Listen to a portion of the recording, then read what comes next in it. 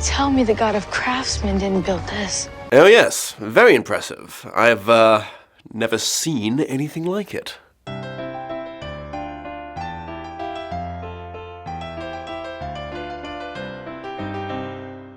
An almost inconceivably huge thank you to my patrons for making what I do possible, especially the big three, April Mack, Shelby Holtz, and beloved Sulfine. Consider joining their ranks to get access to new exclusive content every month, including episodes of Lost in Adaptation that can't be posted to YouTube for copyright reasons. Hello mortals, and welcome back to my ever-increasing disillusionment with Percy Jackson and the Olympians, the adaptation of Rick Riordan's breakout novel The Lightning Thief on Disney+. This is episode 5, A God Buys Us Cheeseburgers. I think we all know the score at this point. If not, I assume you're new here, so there's the thing to start at the beginning. For everyone else, let's do this. We find ourselves in another one of those situations where, if you use broad strokes and avoid details, the episode sounds like it has a lot in common with the relevant chapters. Percy emerges from the river with the additional side quest from his da to stop by Santa Monica before trying to bust into the underworld. Oh hey, crimes. I guess I should have held off mentioning Gabe was supposed to be on the news egging people on into believing that Percy was responsible for everything that's been exploding around him.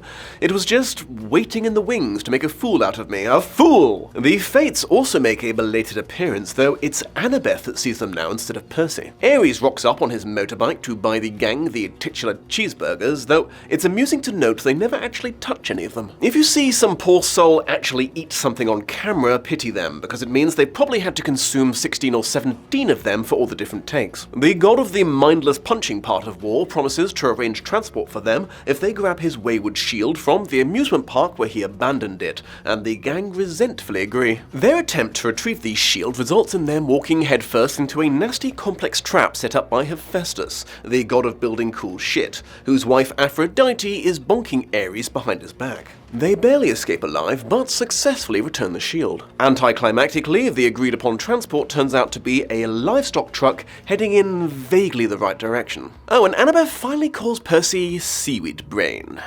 That's nice. But as they say, God, or in this case gods, is in the details, and some of those were, well... Once again, after a fairly strong start, things start going off-book a ways into the episode. In this case, it begins in earnest in the cafe with Ares. Okay, so what was supposed to happen here was the three adventurers grudgingly accept the task, break into the abandoned park, and raid the gift store for fresh clothing. Percy and Annabeth climb into the dried-up tunnel of love to get the shield, noting that the narcissistic Ares and Aphrodite must have chosen this odd spot for their tryst because it was decorated with mirrors on all sides so they could watch themselves get it on. They activate the trap card, which takes the form of robot archers firing a net over the escape route, an army of robot spiders, and a ton of TV cameras broadcasting the whole thing to Olympus with the intention of humiliating the naughty cuckolders. Grover switches on the ride to give them a way out. They ride a boat to the end way faster than designed and are catapulted at high speed towards solid ground, fortunately rescued by Grover and his flying shoes. Deviation from this starts with Ares keeping Grover at the cafe for collateral. While they wait for the others, he cunningly manipulates Ares with flattery and subtle suggestion into nearly admitting that he'd already caught whoever stole the Thunderbolt, but hadn't reported it to Zeus. Meanwhile, Percy and Annabeth arrive at what is apparently a park built by Hephaestus, that's tripped out with a ton of traps or things that look like traps to test the courage and intelligence of the people entering. BT Dubs calling back to the opening joke, even if you brighten the image, all you see is a very run-of-the-mill shitty abandoned amusement park. That's what's got Annabeth breathlessly admiring the god of craftsmen. They're subjected to Hephaestus' entire backstory on a river ride, then Splash Mountain their way down to another underground lair. There seems to be a bit of a fetish for those in this show. There they find the BDSM chair that Hephaestus used to trap Hera until she agreed to force Aphrodite to marry him. This chair, well, it's true to one of the legends of Hephaestus in Greek mythology, but it's most definitely not in The Lightning Thief. Its inclusion is an interesting choice, as it certainly paints Hephaestus in a less than sympathetic light, which seems at odd with the vibe I got from the rest of the episode. FYI, Percy is the one to explain this legend to Annabeth, which is very weird because he was almost always the audience stand-in in the books on account of being fairly new to the magical world and never paying attention in Chiron's classes. His usual response to the introduction of any new mythology was a very relatable, huh? Followed by an explanation, usually from Annabeth, so this scene seems a little backwards. Anyways, Percy somehow gleams from this that one of them has to sacrifice themselves to the chair so the other can get the shield, and insists on doing it himself. As this is the second time in as many episodes that he has leaped at the opportunity to give up his life for the greater good, one has to worry a little bit about his state of mind. After a mildly disturbing scene of him turning to gold bit by bit, Hephaestus himself walks into the room and Annabeth manages to talk him into undoing it with a speech about not wishing to participate in the traditional family infighting. Now, changes to previous episodes were either pretty harmless or arguably an improvement, but I cannot say I feel the same way about this one, because this new sequence of events just does not make any bloody sense to me. Maybe you can help me out here, mortals. Explain to me, if you are able, who the chair trap was intended for. Hephaestus's motivation and method were pretty simple in the book. Ares, Aphrodite, or both come back to their love spot to grab his shield, they get stuck under a net and attacked by spiders, while all the other gods point and laugh. Obviously, Percy and Annabeth fall into the trap instead, but there was no way that Hephaestus could have predicted that Ares would outsource. The chair setup, however, requires a conscious, selfless, extreme sacrifice from one of two people. Even if Ares hadn't come alone, there is no way that Aphrodite would have taken that one for the team. Ares would probably have brought the entire place down trying to cut the shield free, which, FYI, I'm a little surprised Percy didn't at least attempt or even suggest before throwing himself on that grenade. It can't just be a general trap for anyone who comes by because it's baited with Ares' shield. Only he and Aphrodite would even have known it was there. So either Hephaestus somehow knew that Ares would send two half-bloods in his place, or he was spying on them in the cafe and built that entire setup in the time it took them to walk there because of some vaguely worded sentiment that the gods and everyone related to them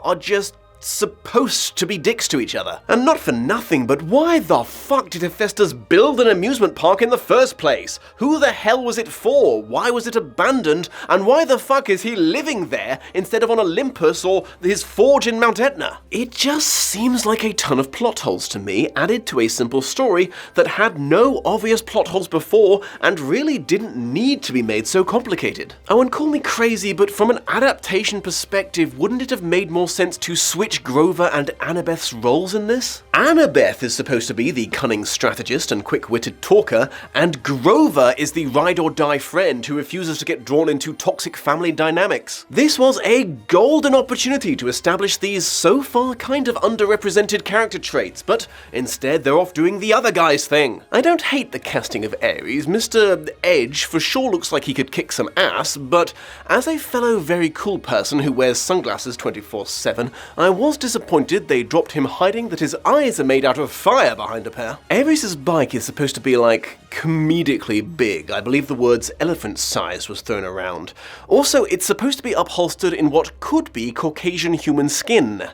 Lovely. It's hard to tell if this was included or not because it's not a visual thing, but Ares had a tangible effect on Book Percy's emotions. The longer they hang out, the more angry and violent the lad felt, absorbing the general war energy radiating off him. The book version of the God of War also bargained information about Percy's mother to get him to agree to the fetch quest, revealing that she's only mostly dead and retrievable from the underworld, information already deduced by Grover in the show. The gang are apparently off to Vegas and the Locust Hotel intentionally now to see Hermes and try to get a ride with him. It seems that they really are blowing their entire godload all at once after all. On to honourable mentions of fairly minor things that I still noticed. I thought that they were actually going to show the water spirit conversation in this episode, or I would have mentioned this before, but she was supposed to look a lot like Percy's mother. I guess Poseidon has a type. Percy was supposed to be completely dry when he exited the river. One advantage of his lineage is he never gets wet unless he wants to. Besides popping into the story a full 4 books ahead of schedule and forcing me to withdraw my praise about the show being more sparing in their god cameos, Hephaestus is, how do I say this? Clearly a lot less physically affected by his past falls from mountaintops. Grover is 28 in the books, not 24. I'm not entirely sure why they wanted him to be slightly younger, but there it is. They skipped over a quick iris call to Luke to update the camp on their progress, which both established the practice of sending magic Zoom calls through Rainbow Mist, and a reminder to the reader that Annabeth has a massive crush on Luke. Another thing they don't seem to be keen to acknowledge in the show. Not quite final thoughts. So, slightly embarrassing confession, I think I might have missed a bunch of stuff here because I'm so familiar with the books. I realized when Annabeth explained celestial bronze and it only affecting magical or magic-adjacent beings that I hadn't noticed its lack of explanation in Camp Half-Blood. This got me wondering what other blanks in this show my mind had automatically been filling in. And the more I thought about it, the more I realized that they've been really relying on you having read the books to follow what's going on. For example, despite him having had it longer, no one has yet identified Percy's sword as either a Necklace Moss or Riptide. It has been exclusively referred to as the pen sword thingy so far. This doesn't affect the plot as such, but Riptide is a pretty iconic part of the books. You're unlikely to see fan art of him without it, so you would think that they'd have given it its due attention. They established that Percy isn't allowed to fly on an aeroplane, but have neglected to mention this applies to utilizing Luke's shoes as well, hence why Grover took them. I guess you could make the argument that the former implies the latter, but there's a big difference between flying through the skies and flying a few feet above the ground, or flying literally underground. That ain't Zeus's territory. Right, they keep saying that Annabeth is better at this than Percy. I get it. Okay, you're better at this than me. Or better at this than me. You just are. And in the books, yes, she is absolutely, continuously more adept at dealing with shit than Percy.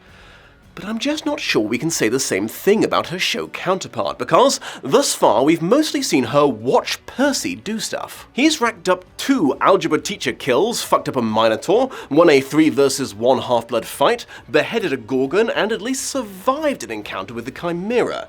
In comparison, she has killed 1 Fury and assisted with Medusa. So yes, it makes perfect sense that Annabeth is a more experienced Half-Blood, but you have to actually show me some badassery on her part if you're going to keep insisting to me that she is the GOAT. Add to this that show Percy is now the one explaining old myths and legends to her, and it feels like they're trying to coast off the book character's reputation instead of establishing something for themselves. Ares and Grover talk about how a Half-Blood must have stolen the Master Bolt, and Percy mentions that Hades couldn't have stolen it for himself, but why not? They seem to have forgotten to mention that the gods can't directly steal from each other or cross into each other's territories without an invite due to ancient, unbreakable powers. They do establish that mortals can break certain rules that the gods can't, but not what those rules are, so the show leaves us wondering why Percy is suspect number 1 in the theft, or why Poseidon doesn't go to the underworld himself to check if Hades is framing him. Maybe these are yet more things that we brought up in later episodes, but they're dictating the direction of the story now, so we really should have heard about them already. Final thoughts. So it does appear that we're developing a, well, not exactly a show don't tell problem, more a just don't tell at all. It reminds me very strongly of the Harry Potter adaptations and how hard I felt they relied on the audience having knowledge from the books so they didn't have to do the work themselves. I'm not saying that's necessarily the motivation here, it could just be that the writers fell into the same trap of being surrounded by people who know this shit already and forgetting it needs to be re-established for the show's audience. Sadly, I'm starting to get less and less of a Percy Jackson vibe from Scobell's Percy. It's small stuff, but it is starting to add up. I hope it comes back around before the end, I really do, because I am still rooting for this show. It's getting harder to do so, but I've not given up on it yet. Of course, we can all take solace in the certain knowledge that it is at least leagues better than the terrible films.